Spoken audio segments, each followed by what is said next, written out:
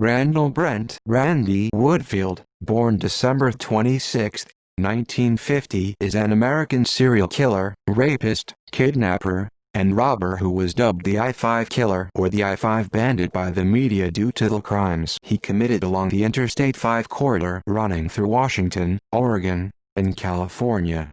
Before his capture, the I-5 Killer was suspected of multiple sexual assaults and murders. Though convicted in only one murder, he has been linked to a total of 18, and is suspected of having killed up to 44 people. A native of Oregon, Woodfield was the third child of a prominent Newport family. He began to exhibit abnormal behaviors during his teenage years, and was arrested for indecent exposure while still in high school. An athlete for much of his life, Woodfield played as a wide receiver for the Portland State Vikings, and was drafted by the NFL in 1974 to play for the Green Bay Packers, but was cut from the team during training after a series of indecent exposure arrests. In 1975, Woodfield began a string of robberies and sexual assaults on women in Portland, which he committed at knife point. Between 1980 and 1981, he committed multiple murders in cities along the I-5 corridor in Washington, Oregon, and California. His earliest documented murder was that of Sherry Ayers, a former classmate whom he had known since childhood, in December 1980. After committing numerous robberies, sexual assaults, and murders, Woodfield was arrested in March 1981, and convicted in June of the murder of Shari Hall and attempted murder of her co-worker, Beth Wilmot, and sentenced to life imprisonment plus 90 years.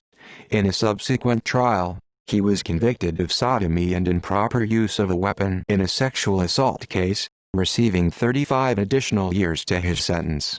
Woodfield has never confessed to any of the crimes of which he has been accused or convicted. Though he has only been convicted of one murder and one attempted murder, he has been linked via DNA and other methods to numerous unsolved homicides in the ensuing decades. Authorities have estimated his total number of killings to be as many as 44, and CBS News named him one of the deadliest serial killers in American history. He is currently incarcerated at the Oregon State Penitentiary. Early life. Childhood. Woodfield was born December 26, 1950 in Salem, Oregon, the third child of an upper-middle-class family. His mother was a homemaker, and his father was an executive at Pacific Northwest Bell. He has two older sisters, one of whom went on to become a doctor, and the other an attorney. The Woodfield family was well known and respected in their community. Woodfield was raised in Otter Rock, Oregon, a small seaside town on the central Oregon coast, approximately 8 miles, 13 kilometers north of Newport. Popular among his peers, Woodfield was a football star at Newport High School. Though his childhood was by all accounts stable, Woodfield began to exhibit sexually dysfunctional behaviors during junior high school, particularly exposing himself in public. While in high school, Woodfield exposed himself to a group of teenage girls on Yaquina Bay Bridge, and was arrested for indecent exposure. His football coaches helped conceal the incident to prevent him from being ousted from the team, though his parents forced him to attend therapy over the incident. College years and football career. After graduating high school, Woodfield's criminal record was expunged, and he attended Treasure Valley Community College in Ontario, Oregon, later transferring to Portland State University in Portland in 1970, where he played for the Portland State Vikings as a wide receiver. At Portland State, he was active in Campus Crusade for Christ, a Christian student group, and lived in an apartment located on the South Park blocks. Gary Hamblett, Woodfield's football coach, recalled, "When he was with me, he was the nicest, most gentlemanly kid I ever knew. He was quiet and polite, hard-working and real coachable. He sucked in everything I tried to coach him." Other teammates and peers of Woodfield recalled him as soft-spoken and kind of a loner who didn't have a lot of friends, but noted his athleticism. Despite his thriving in college, Woodfield was arrested on several occasions for petty crimes. First in 1970 for vandalizing the apartment of his ex-girlfriend, and later in 1972 for public indecency in Vancouver, Washington.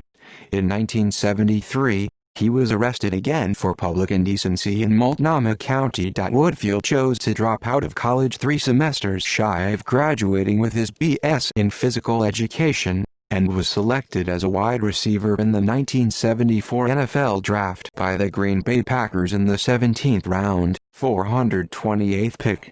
Woodfield tried to establish himself with the Packers during coach and general manager Dan Devine's last season, but could not shake his problems with a trip across the country. He signed a contract in February 1974 but was cut during training camp, failing to make the team's final roster. After being cut by the Packers, Woodfield played the 1974 season with the semi-pro Manitowoc Chiefs and worked for Oshkosh Truck. A similar arrest, in Portland, earned him more suspended time in June 1973. In 1974, after a dozen flashing incidents called unwelcome attention to Woodfield, the Packers formally cut him from the NFL. First crime spree. Woodfield left Wisconsin in late 1974 and returned to Portland, disgraced by his failure to maintain his football career. In early 1975, several Portland women were accosted by a knife-wielding man, forced to perform oral sex and then robbed of their handbags. Law enforcement responded to the string of crimes by having female police officers act as decoys. On March 3, 1975, Woodfield was arrested after being caught with marked money from one of the undercover officers. Upon interrogation, he confessed to the crimes, blaming poor sexual impulse control, which he claimed was a result of his use of steroids. In April 1975, he pled guilty to reduced charges of second-degree robbery. Woodfield was sentenced to 10 years in prison. He was freed on parole in July 1979, after having served 4 years. Murders and subsequent crimes. First murders. On October 9, 1980, Sherry Ayers, an X-ray technician and former classmate of Woodfield, was raped and murdered in her apartment in the 9000 block of SW 9th Place in downtown Portland. Her body was discovered on October 11 by her fiancé. She had been bludgeoned and stabbed repeatedly in the neck. Ayers, a University of Oregon graduate, had known Woodfield since 2nd grade, having attended the same schools in Newport. During Woodfield's prior 4-year imprisonment, he and Ayers had corresponded via letters. Suspecting Woodfield's involvement, Ayers' family provided his name to law enforcement. He was questioned but refused to sit for a polygraph test.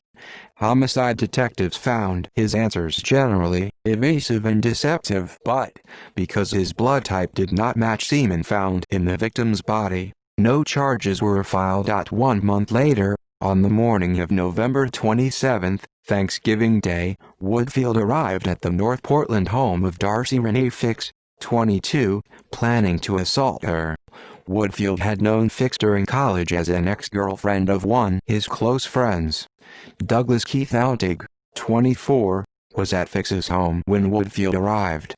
Both Fix and Altig were subsequently bound and shot to death execution style in the home, and Fix's .32 caliber revolver was missing from the scene. Due to his acquaintance with Fix, Woodfield was questioned about the murders, but law enforcement found no concrete evidence pointing to his involvement. I-5 bandit robberies.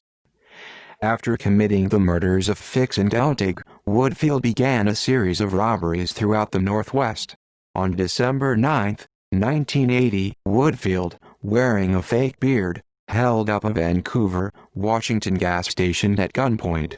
In Eugene, Oregon 4 nights later, on December 13, he raided an ice cream parlor. On December 14, he robbed a drive-in restaurant in Albany.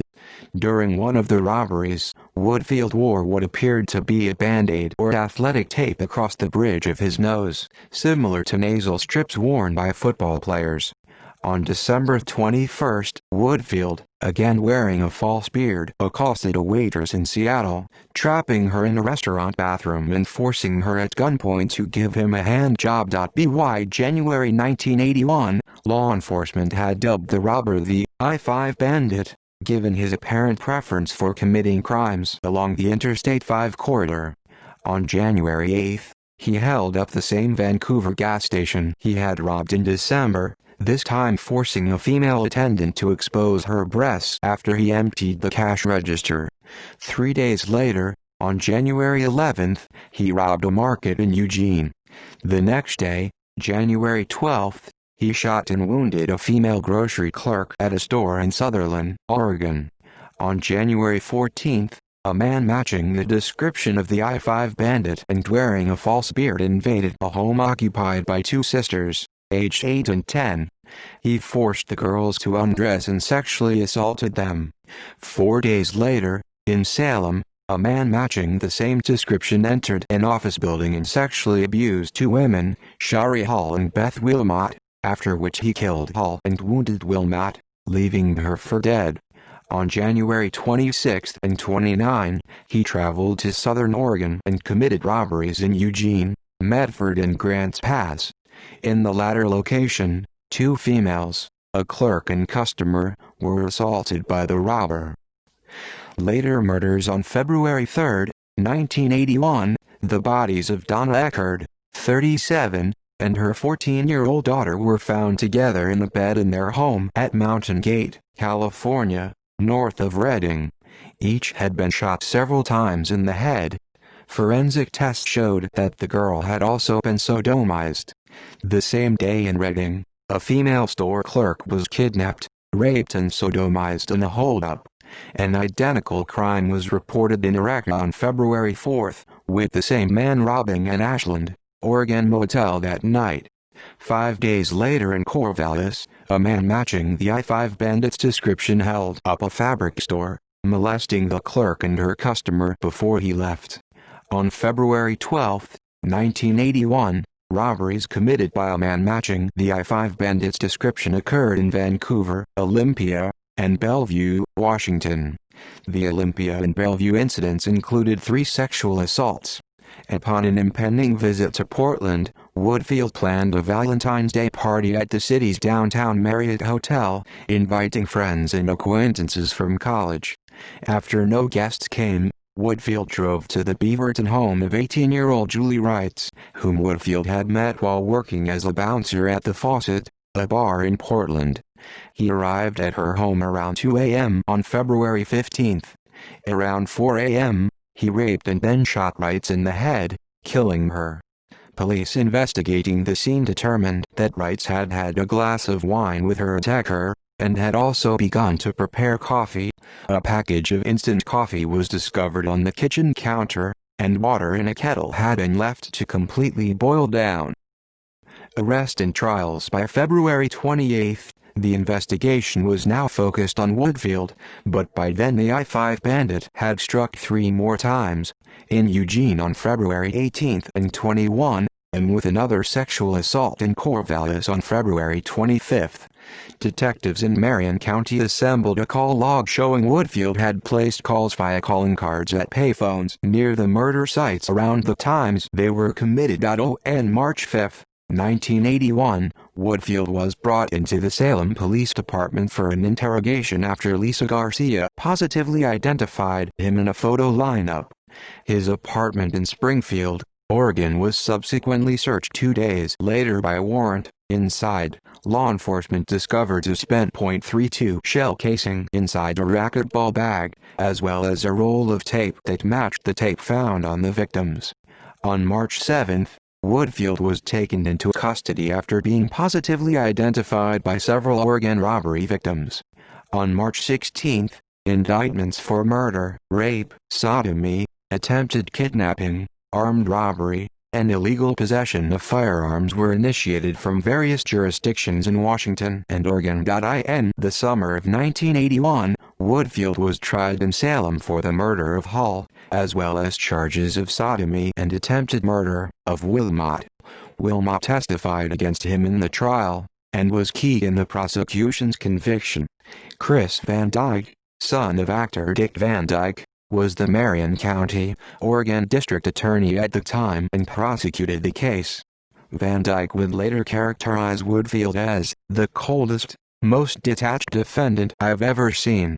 On June 26, 1981, after 3.5 hours of deliberation, Woodfield was convicted on all counts and sentenced to life in prison plus 90 years. In October 1981, a second trial was held in Benton County, in which Woodfield received sodomy and weapons charges tied to one of the attacks in a restaurant bathroom. Prior to this trial, his counsel attempted to move the trial from Willamette Valley. He felt that, owing to the publicity the case received, Woodfield would not get a fair trial there. The judge in the case denied counsel's request, along with a request to hypnotize a prosecution witness in an effort to determine if that witness had been influenced by the media coverage. Woodfield was convicted by the jury, and had an additional 35 years added to his already instated sentence. Despite the apparent links with countless other crimes and homicides, Woodfield would not be prosecuted for the majority of the crimes he was believed to have committed.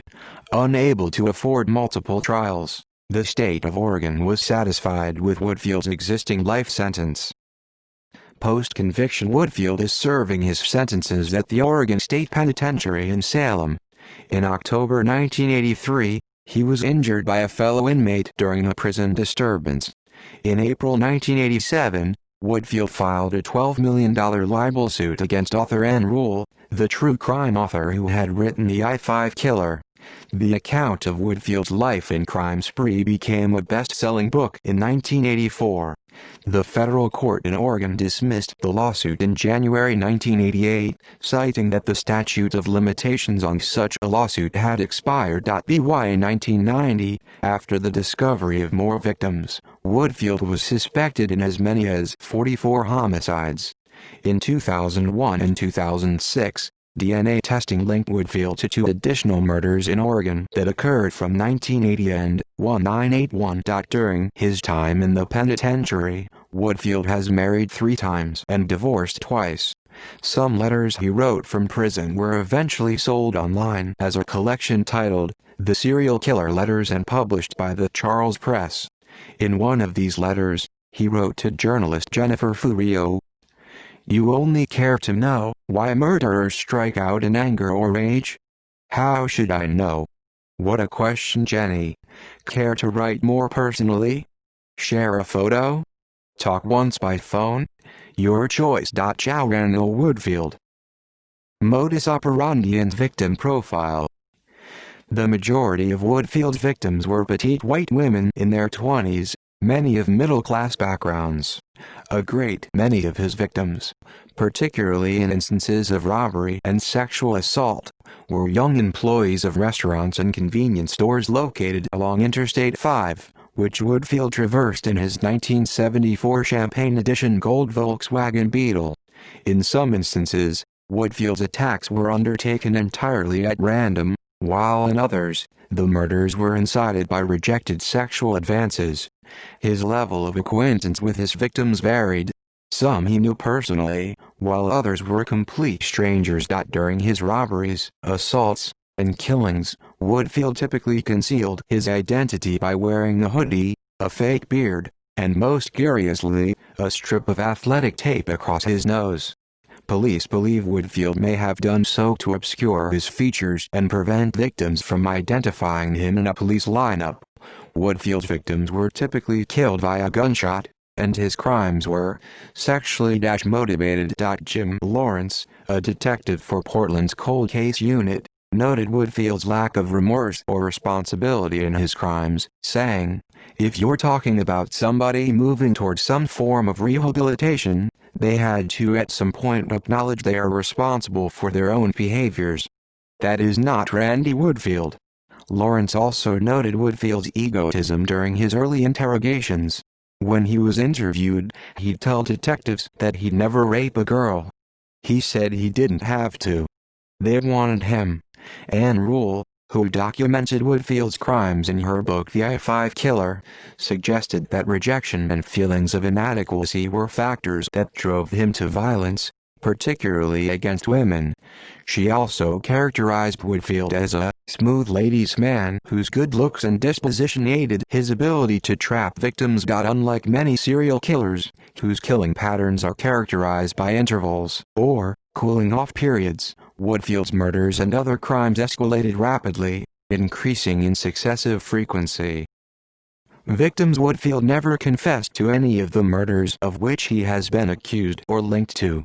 Though convicted only in the murder of Shari Hall, Woodfield has been linked to numerous other murders via DNA and other methods.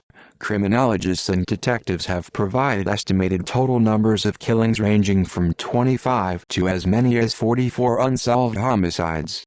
Woodfield is also estimated to have committed at least 60 unsolved rapes. The following is a list of Woodfield's confirmed victims. 1980 October 9 Sherry Lynn Ayers, 22, a former classmate of Woodfield's, was found in her Portland home on October 11, was bludgeoned and stabbed multiple times in the neck. November 27 Darcy Renee Fix, 22, and Douglas Keith Outig, 24, both found shot to death with a .32 revolver in Outig's Portland home.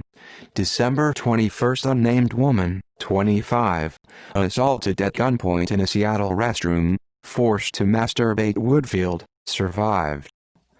1981 January 11 Susie Benet, 20, a market clerk in Sutherland, Oregon, shot by Woodfield during robbery, survived. January 18 Shari Lynn Hall, 20, and Beth Wilmot, 20, employees at a Transamerica office in Kaiser, Oregon, accosted by Woodfield during their evening work shift, sexually assaulted both women before shooting them each in the head. Hall died of her injuries. Wilmot survived. February 3 Unnamed woman, 18, kidnapped at gunpoint and raped near Redding, California in the morning hours, survived.